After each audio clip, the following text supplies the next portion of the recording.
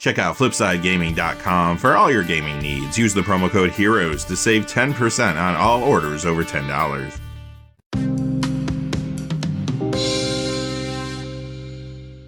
Hey there, this is John from Heroes and Legends, and welcome to the special edition of the Magic the Gathering Market Watch. It's that time of the week again where we count down the 10 hottest cards of the week, and we have a very diverse group of cards this week, moving for different reasons, and it is a really good snapshot of what's happening right now in the secondary market. Quickly though, before we get into the details, just a fast reminder, if you go over to FlipsideGaming.com, you can use the Heroes promo code to save 10% on orders over $10. Currently, you can pick up Adventures in the Forgotten Realms products there. They have restocked. Also, they have a whole lot of other things on their website. Remember, if your order is over $100 or consists only of singles, shipping will be free in the United States. And whenever you use the promo code, it does support the channel, which is always appreciated, so thank you. And without any further ado, let's get into it.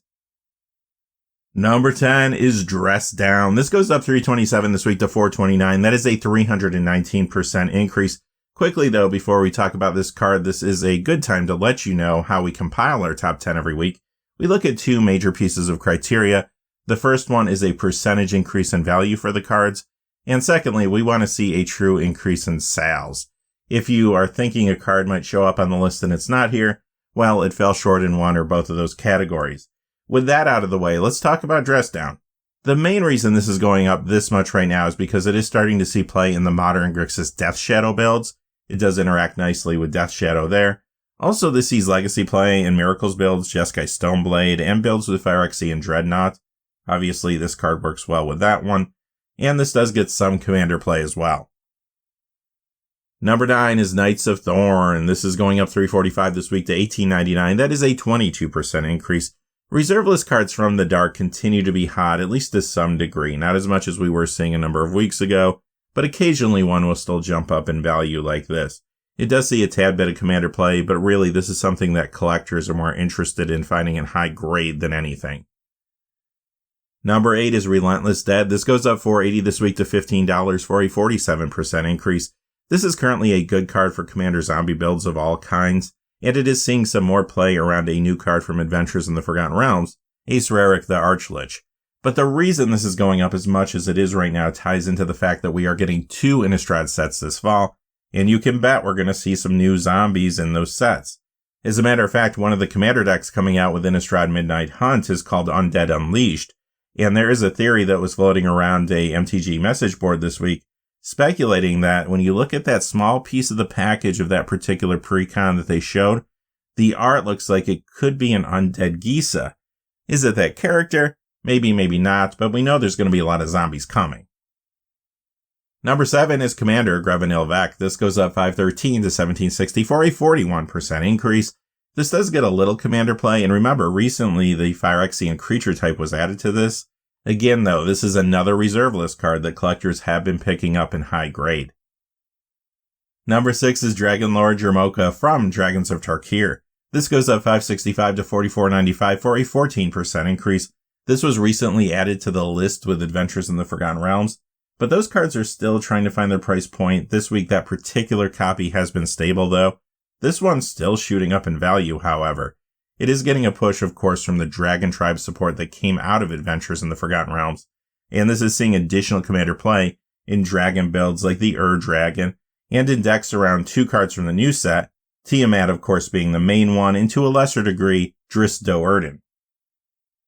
Number 5 is Jeska's Will. This goes up 801 this week to 26.45 for a 43% increase. Sometimes this is in Legacy the Epic Storm, but it is known for being a very big Commander card, so he's playing a lot of different decks. It's also getting more play now as an upgrade to Planar Portal, one of the new Adventures in the Forgotten Realms Commander builds, and it's also in fresh builds around Prosper Tomebound from that deck. Additionally, this is a good upgrade to Draconic Rage, and again, many players are just building fresh decks around a card from there, Wolfgar of Icewind Dale. Plus, this is in some other new decks built around cards from the regular set, Inferno of the Star Mounts, and Kalain Reclusive Painter. Number 4 is Flamed Ken Harbinger, the Lorwyn copy up $6.27 to $15. That is a 72% increase. The Planechase copy up $10.74 to $19.48. That is a 123% increase. This also got a reprint as a Mystery Booster Retail Edition foil.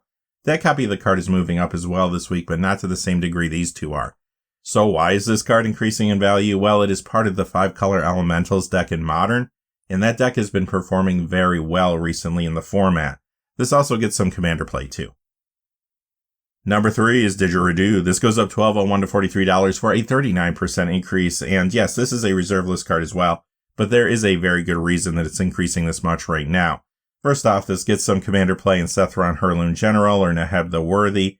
It is a good card to have in your collection in general, since Wizards has been very aggressive pushing various tribes over the last few years.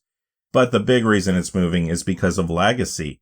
There are 4 copies of this in a Minotaur Legacy deck, which has been performing very well in MTGO. Once word of that got out, Legacy players became interested in this card, but also speculators became interested as well. Number 2, Grunzo Havoc Razor, is another card that is a good upgrade to Planar Portal, and it's also showing up in fresh builds around Prosper Tomebound, and another card from that deck, Karazika the Eye Tyrant. This is going up $15.11 this week to $35. That is a 76% increase. And number 1 is Ren in 6. Okay, first off, you have the Modern Horizons copy going up $13.80 to $122.99. That is a 13% increase. The copy from the list is going up $91.15 to $192.36. That is a 90% increase. This card did leave the list after Kjell time. So that list copy is especially inflated because there's less copies circulating right now online. So I don't really think that card is truly worth the $192.36. Probably a little bit closer to that Modern Horizons price. But regardless, the card is going up in value quickly. So why is that? Well, first off, it does see a lot of play in Modern. 4-color control builds, Scape Shift, Luris Junt, Niv to Light, sometimes 5-color Elementals and more. It's banned in Legacy, but it does get some Vintage and Commander play as well. But the big reason it's moving right now ties into a preview card that Wizards showed off on their stream last Thursday. This card is from Innistrad Midnight Hunt, and it's on the screen now, Ren and 7. Obviously, Ren and 7 could lead to Ren and 6 seeing more play in the future. Even if it's only a commander, you would still expect a big increase in demand on Ren and 6. Alright, that's going to do it for this week's Top 10 Hot Cards, and this was an interesting one, cards moving for different reasons. Check out our regular episode of the Market Watch, though, this weekend, where we deep dive into everything that's happening in the secondary market.